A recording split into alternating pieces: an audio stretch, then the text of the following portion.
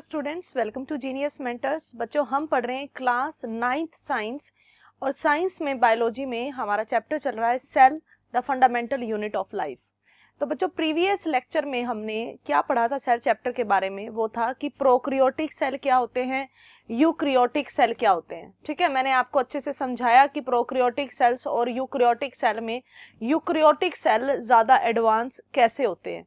ठीक है, हमने इनके फीचर्स पढ़े और आज हम करने वाले हैं इन्हीं से ही आगे फर्दर इनके डिफरेंसेस, यानी कि हम डिफरेंशिएट करेंगे प्रोकैरियोटिक सेल को और यूकैरियोटिक सेल को, क्योंकि एग्जाम में बहुत बार पूछा जाने वाला क्वेश्चन है।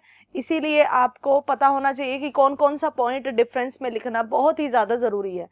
आप कुछ भी लिख के आ सकते हो, लेकिन आपको नंबर तभी मिलेंगे, आपको मार्क्स तभी मिलेंगे जब आप स्पेसिफिक जो डिफरेंस हैं उनमें वो आप मेंशन करके आएंगे तभी।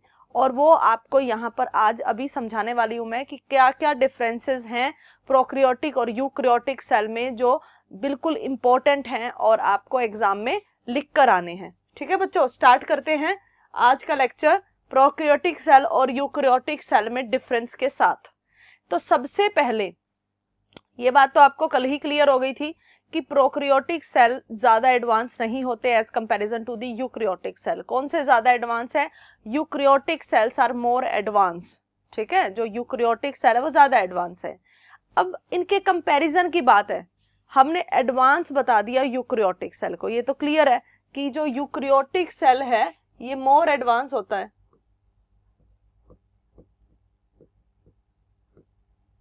ज्यादा एडवांस होता है प्रोकैरियोटिक सेल से।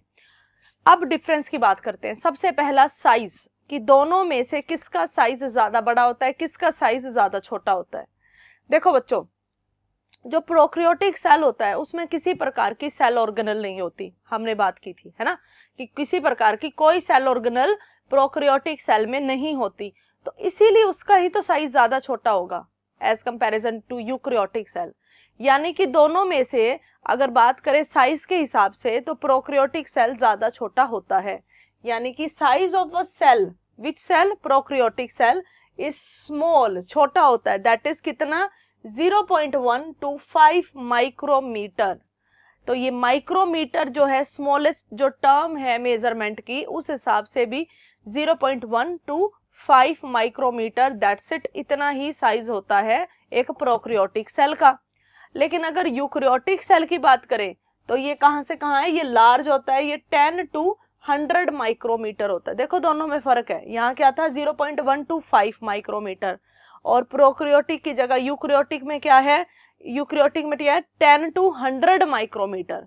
तो ये कहाँ 5 की ज्यादा से ज्यादा 5 माइक्रोमीटर, और यहाँ कहाँ ज्यादा से ज्यादा 100 माइक्रोमीटर। सो प्रोकैरियोटिक सेल बहुत छोटे होते हैं as comparison to the eukaryotic cell.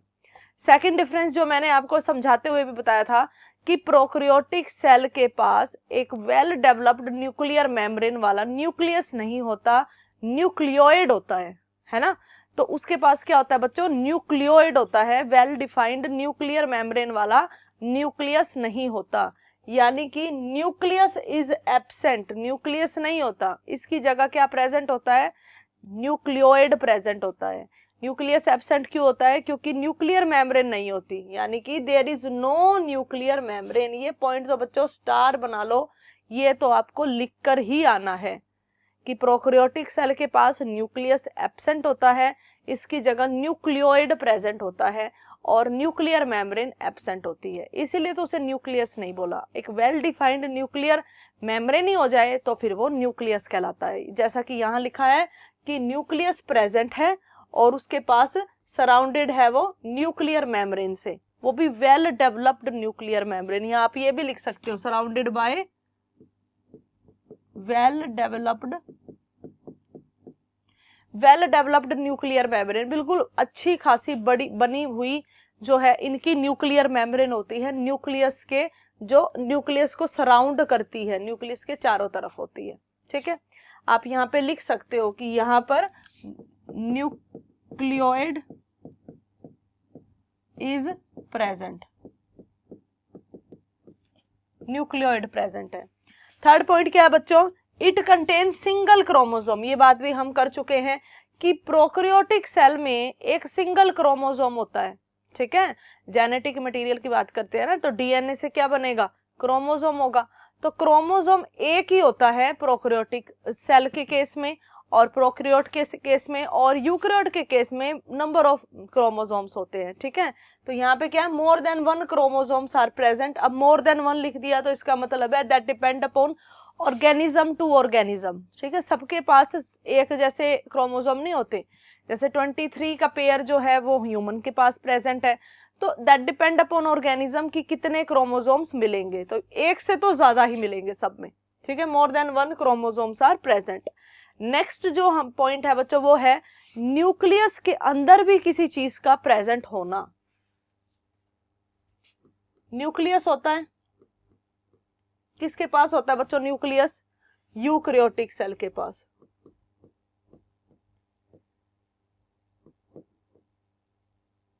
ठीक है। और इसकी जगह प्रोकैरियोटिक सेल के पास क्या होता है, न्यूक्लियोइड।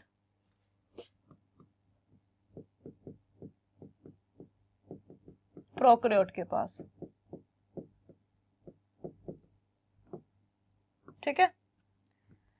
न्यूक्लियस जो है यूकैरियोट का, उसके अंदर भी एक और स्ट्रक्चर प्रेजेंट होता है जिसे बोलते हैं न्यूक्लियोलस।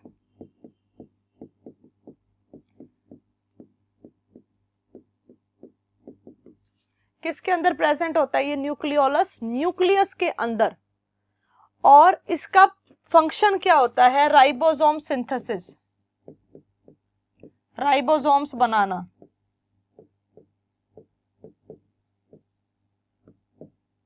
ठीक है। न्यूक्लियस किसके अंदर न्यूक्लियस होता है, यूकैरियोट सेल के अंदर होता है। हमें पता है प्रोकैरियोट के पास तो क्या होता है, न्यूक्लियोइड होता है, ठीक है। और जिसके पास न्यूक्लियस होता है उसके अंदर एक और स्ट्रक्चर प्रेजेंट होता है जिसे हम बोलते हैं बच्चों न्यूक्लियोलस, ठीक है। क्या बोलेंगे, न्यूक्लियोलस। और न्यूक्लियोलस जो है वो किस, उसका फंक्शन क्या है, फंक्शन है उसका राइबोसोम्स बनाना। और मैंने आपको कल समझाया था बच्चों, राइबोसोम्स प्रोटीन बनाने में मदद करते हैं, ठीक है।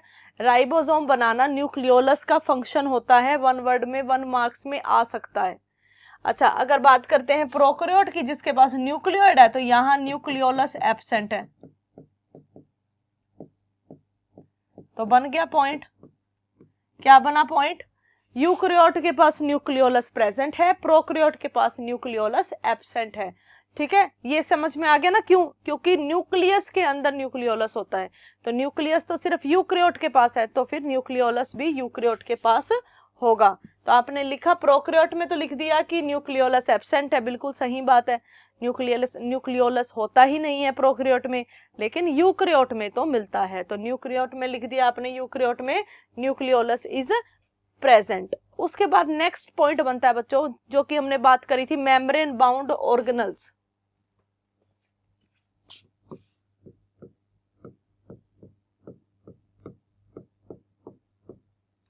पहली बात तो ये जो मेम्ब्रेन बाउंड ऑर्गेनल्स हैं सारी, ये कहाँ मिलती हैं, ये मिलती हैं प्रेजेंट इन साइटोप्लाज्म। साइटोप्लाज्म होता है बच्चों, तो साइटोप्लाज्म में ही सभी सेल ऑर्गेनल मिलती हैं। मेम्ब्रेन बाउंड ऑर्गेनल्स जो हैं उनके कुछ नाम अभी आप याद करेंगे, हम 1 बाय 1 सबको पढ़ेंगे। जैसे कि है बच्चों माइटोकॉन्ड्रिया,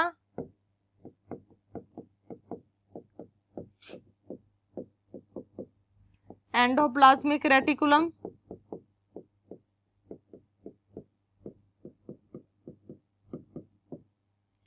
गोल्गी अपरेटस,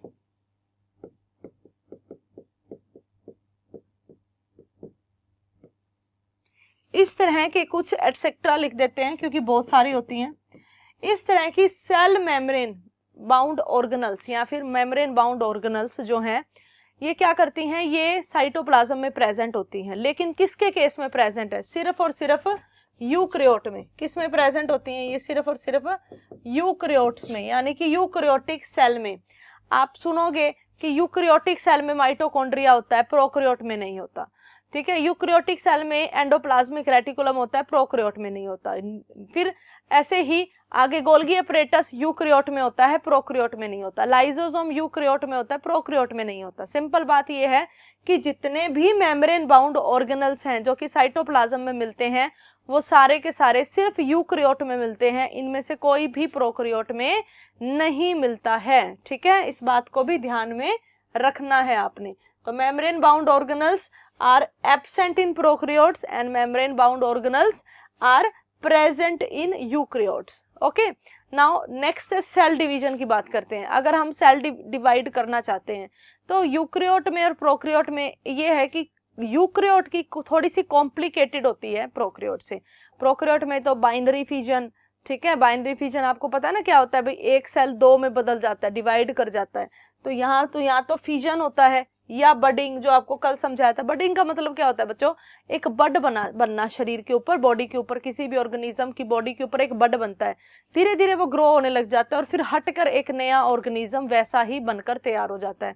तो सेल डिवीजन यहाँ पर या तो एक से दो बनने वाला जो प्रोसीजर है फिजन होना वो होता है, ठीक है, एक ही दो टूट के दो में बदल जाए, या फिर बड बन जाए और फिर बड हट के अलग ऑर्गेनिज्म बन जाए जिसे बडिंग कहेंगे। दोनों तरह से सेल डिवीजन यहाँ हो सकती है। लेकिन इधर बात करें तो सेल डिवीजन सिर्फ या तो माइटोसिस से होती है या मियोसिस से होती है। और ये बच्चों आपको कल मैंने समझाया था, माइटोसिस का मतलब होता है एक सेल से दो सेल बनना, जब कोई एक सेल डिवाइड करके वो दो सेल में बदल जाए, ठीक है, this is known as mitosis. और अगर एक सेल डिवाइड करके चार सेल में बदलता है, चार डॉटर सेल प्रोड्यूस करता है, तो वो मियोसिस होता है। यानी कि माइटोसिस में एक से दो बनते हैं, एक से दो सेल्स बनते हैं, दो डॉटर सेल बनते हैं, और मियोसिस में एक से चार। ठीक है, तो ये कुछ डिफरेंसेस हैं प्रोकैरियोटिक सेल और यूकैरियोटिक सेल के बीच में, जो कि इंपॉर्टेंट है क्योंकि ये पेपर में आ सकता है बच्चों क्वेश्चन। चलिए नेक्स्ट देखिए, अगला डिफरेंस किस किस के बीच में है। अगला डिफरेंस है न्यूक्लियस और न्यूक्लियोलस के बीच में। ठीक है, न्यूक्लियस और न्यूक्लियोलस के बीच में डिफरेंस है, बहुत इंपॉर्टेंट है ये भी। सबसे पहला पॉइंट, न्यूक्लियस किसके अंदर प्रेजेंट होता है, न्यूक्लियोलस इज प्रेजेंट, न्यूक्लियस और न्यूक्लियोइड के बीच में है। ठीक है, दिस इज माय मिस्टेक, मैंने न्यूक्लियोलस कहा, न्यूक्लियस और न्यूक्लियोइड के बीच में डिफरेंस है। सबसे पहले न्यूक्लियस किसके अंदर प्रेजेंट होता है, nucleus is present in eukaryotic cell, तो यहां लिख दिया it is present in eukaryotic cell. और न्यूक्लियोइड किसके अंदर प्रेजेंट होता है, प्रोकैरियोटिक सेल, तो यहाँ क्या लिखा, it is present in prokaryotic cell. आपको पता होना चाहिए ना ये तो, कि न्यूक्लियस आप उसी टर्म को बोलते हो जब वो न्यूक्लियर मेम्ब्रेन वेल डेवलप्ड और वो सिर्फ यूकैरियोट में होता है, और प्रोकैरियोट के केस में न्यूक्लियर मेम्ब्रेन तो वेल डेवलप्ड होती नहीं है, तो इसीलिए उसको न्यूक्लियोइड बोलते हैं। तो बस वही लिखा, ये यूकैरियोट में मिलता है न्यूक्लियस और न्यूक्लियोइड प्रोकैरियोट में। दूसरा पॉइंट क्या है बच्चों, it is larger in size, nucleus nucleoid से बड़ा होता है। वैसे भी इसके अंदर बहुत सारे क्रोमोसोम्स होते हैं, उसके अंदर सिर्फ एक ही क्रोमोसोम होता है।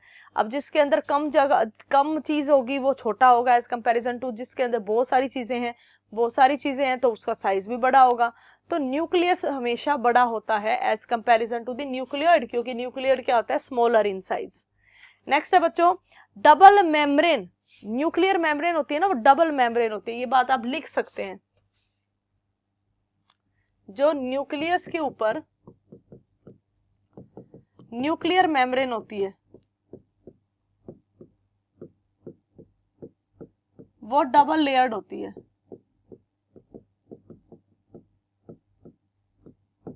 न्यूक्लियस के ऊपर जो न्यूक्लियर मेम्ब्रेन होती है ना, जो हम बात कर रहे हैं कि वेल डेवलप्ड न्यूक्लियर मेम्ब्रेन होती है, वो डबल लेयर्ड होती है। ठीक है, डबल लेयर्ड का मतलब क्या है, एक तो होती है आउटर न्यूक्लियर मेम्ब्रेन,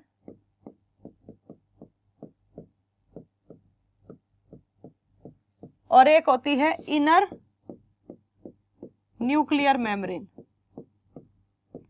एक आउटर और एक इनर, और दोनों को मिलकर हम बोलते हैं न्यूक्लियर एनवलप।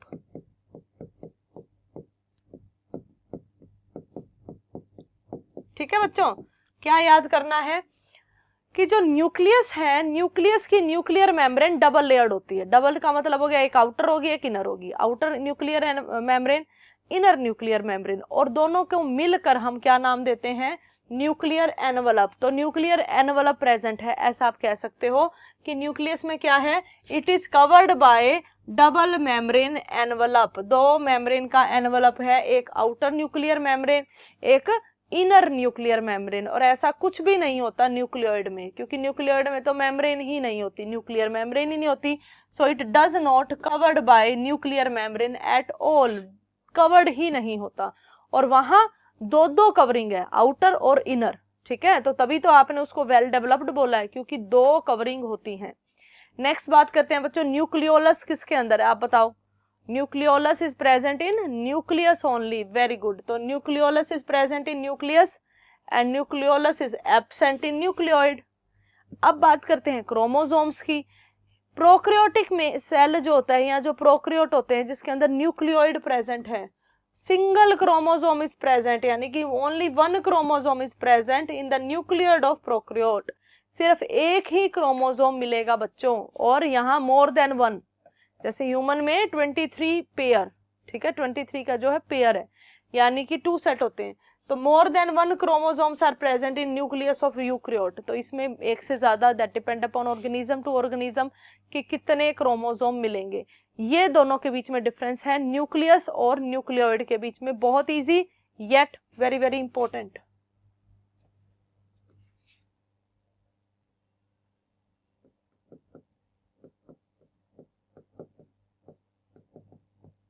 ठीक है, ये भी इंपॉर्टेंट है, समझने हैं, याद भी करने हैं। अब बात करते हैं न्यूक्लियस के स्ट्रक्चर की। किसका न्यूक्लियस है बच्चों, ये न्यूक्लियस लिख दिया, तो क्या ये प्रोकैरियोट का हो सकता है, आप खुद सोचो, नहीं हो सकता, क्योंकि प्रोकैरियोट के पास तो न्यूक्लियोइड होता है। ये किसका है, सिंपल, ये आपको याद होना चाहिए, ये यूकैरियोटिक न्यूक्लियस है, क्योंकि न्यूक्लियस टर्म तो होती ही यूकैरियोट के लिए।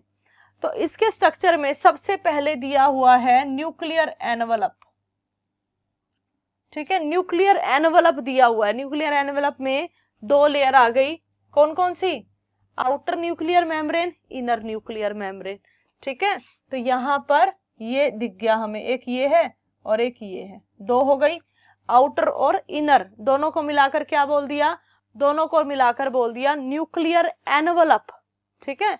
तो आप यहाँ पे लिख सकते हो, इसी में ही आती है outer nuclear membrane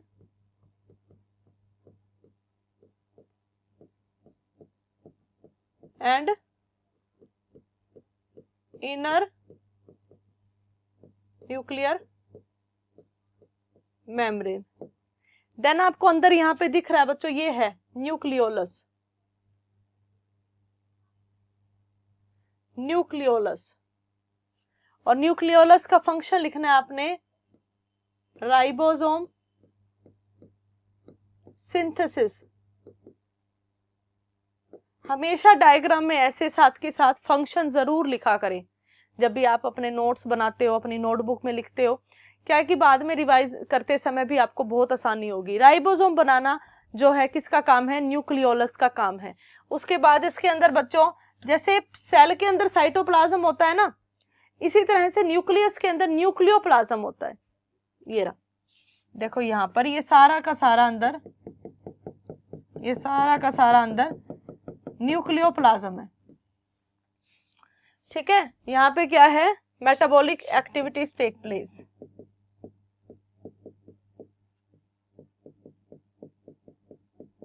metabolic activities takes place, ठीक है, सारी की सारी मेटाबॉलिक एक्टिविटीज होती है यहाँ पे।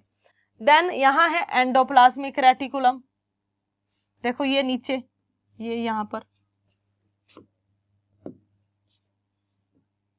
कुछ इस तरह से,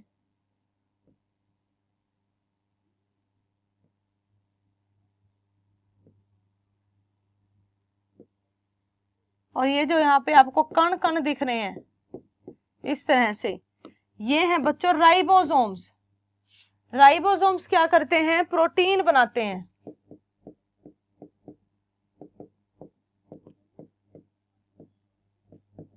प्रोटीन फॉर्मेशन करते हैं। ये जो क्रोमेटिन है इसी से ही आगे चलकर क्रोमोसोम बनेगा, क्रोमोसोम्स बनेंगे। तो ये पूरा का पूरा बच्चों किसका डायग्राम है, और यहाँ पे ये न्यूक्लियर पोर दे रखे हैं, ये देखो ये आपको बड़े बड़े पोर दिखेंगे ऊपर की साइड, ये सब न्यूक्लियर पोर हैं। एंट्री ऑफ, यहीं से चीजों की एंट्री और एग्जिट होती है। कोई भी चीज न्यूक्लियस के अंदर आना हो, किसी चीज ने न्यूक्लियस के अंदर से जाना हो, ये न्यूक्लियर पोर की वजह से होता है। कहाँ से होता है? न्यूक्लियर पोर की वजह से होता है। तो ये है न्यूक्लियस का स्ट्रक्चर। तो अगर आपसे डायग्राम पूछा जाए तो आप ऐसा डायग्राम बनाकर उन्हें इस तरह से वर्ड टू वर्ड बता सकते हैं कि क्या चीज क्या है। देन आता है बच्चों सेल शेप। ठीक है, बेसिक जो शेप होती है यूकैरियोटिक सेल की वो होती है स्फेरिकल। ठीक है, जो बेसिक शेप है। बट फिर आगे अगर उसको और अच्छे से हम समझना चाहें तो जो हमारी साइज होता है उसका शेप, किसी भी सेल का जो शेप होता है वो डिपेंड करता है कि उस सेल का फंक्शन क्या है। तो फंक्शन पे निर्भर करता है उसका शेप। ठीक है, सो द बेसिक शेप, जो बेसिक शेप है वो तो स्फेरिकल होती है, लेकिन बाकी डिपेंड किस पे करता है? Shape of the cell is determined by specific function of a cell. कौन सा सेल क्या फंक्शन परफॉर्म करता है उसके ऊपर उसकी शेप निर्भर करती है। ठीक है, क्योंकि सब सेल्स का फंक्शन अलग अलग होता है, तो कैसा फंक्शन परफॉर्म हो रहा है उस हिसाब से ही उस सेल की शेप होती है। फॉर एग्जाम्पल लिखा हुआ है irregular shape in amoeba. Amoeba क्या है बच्चों? अमीबा क्या है? सिंगल सेल ऑर्गेनिज्म है।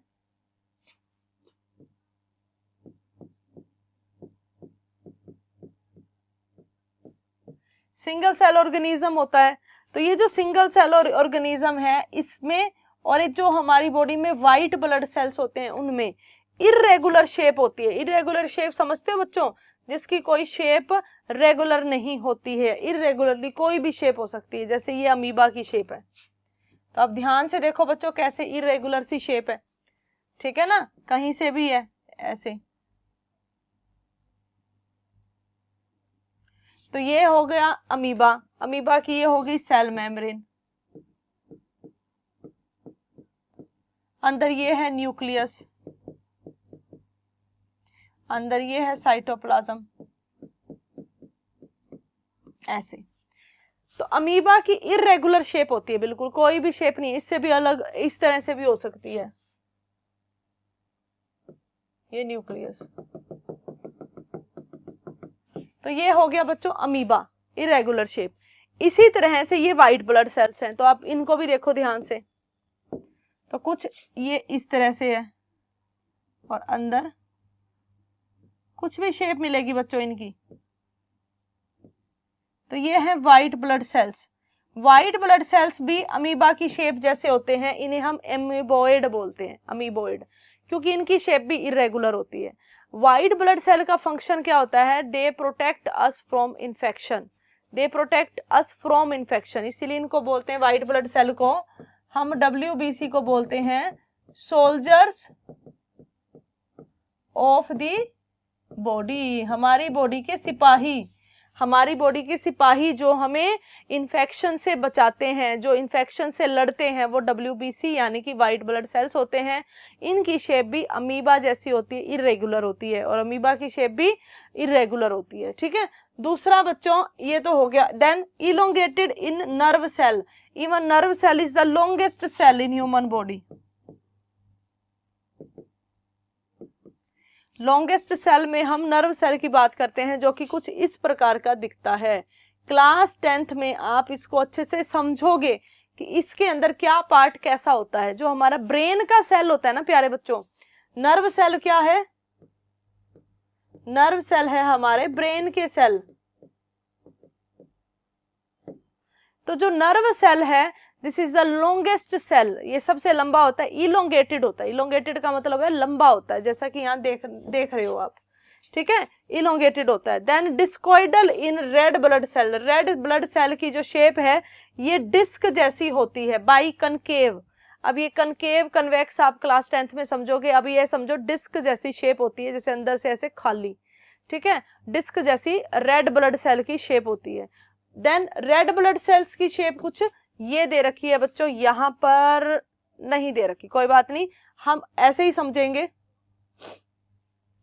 जैसे कुछ इस तरह की होती है और अंदर से ऐसे खाली होती है, ठीक है, अंदर से खाली होती है और ऐसे स्फेरिकल होती है वैसे, तो डिस्क जैसी शेप होती है रेड ब्लड सेल की। Then spindle shape in smooth muscle fibre, spindle बच्चों कुछ ऐसा,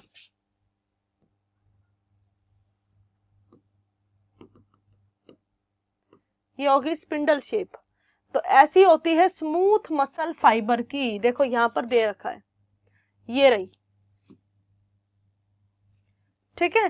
फिर ये फैट सेल की दे रखी है, ये मेल गैमीट स्पर्म है, देखो ये मोटाइल होता है, मूव कर पाता है, ओवम दिया हुआ है, ये बोन का सेल है, अलग अलग तरह के सेल्स है बच्चों। और आपने ये समझना है कि सेल के जो है अलग अलग शेप होती है, ऐसा क्यों होता है कि सबकी अलग अलग शेप होती है, according to the function they perform, सबकी शेप उनके फंक्शन के ऊपर निर्भर करती है कि कैसा फंक्शन वो परफॉर्म करते हैं, फिर उसी तरह की उनकी शेप होती है, ठीक है। तो शेप आपको समझ में आ गया बच्चों। अब देखो साइज, तो साइज के बाद क्या है, प्रोकैरियोटिक सेल 1 to 10 माइक्रोमीटर के अराउंड भी बोल सकते हो, ठीक है। तो ये तो बहुत छोटा होता है, प्रोकैरियोटिक सेल बहुत छोटा होता है as comparison to eukaryotic cell जो टिपिकली लार्जर होता है, 10 से 100 के बीच में होता है, ठीक है। उसके बाद बात करते हैं what is the largest cell, what is the smallest cell.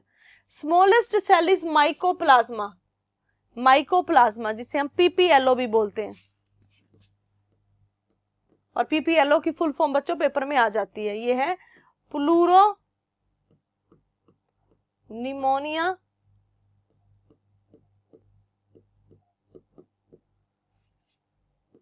Like organism, ठीक है, प्लूरोनिमोनिया लाइक ऑर्गेनिज्म यानी कि mycoplasma, this is the smallest cell. Largest cell होता है बच्चों ऑस्ट्रिच का एग, ये नॉर्मल एग से काफी ज्यादा बड़ा होता है, और लॉन्गेस्ट सेल है नर्व सेल जो कि हमारा ब्रेन सेल है, ठीक है। आओ देखते हैं कैसे, क्या बड़ा है क्या छोटा है। देखो ये वाला जो एग है, this is ostrich egg, this is ostrich का एग, ठीक है। और ये है एक हैन का एग। अब देख लो आप कितना दोनों में कंपैरिजन में कितना ज्यादा बड़ा है एज कंपैरिजन टू हैन का egg.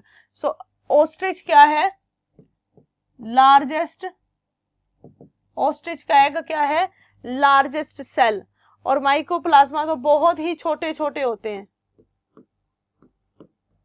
This is the mycoplasma smallest cell. और ये है बच्चों nerve cell which is the longest cell, ये सबसे लॉन्गेस्ट होता है, ठीक है बच्चों। समझ में आया ना कि क्या क्या, कौन बड़ा है कौन छोटा है, सबसे कौन सबसे लॉन्गेस्ट है। आई होप बच्चों आपको ये लेक्चर अच्छे से समझ में आया होगा। अगर आप इसी तरह से अपने पूरे सारे चैप्टर और सारे सिलेबस हमारे से पढ़ना चाहते हैं तो आप हमारे चैनल को ज़रूर सब्सक्राइब करें।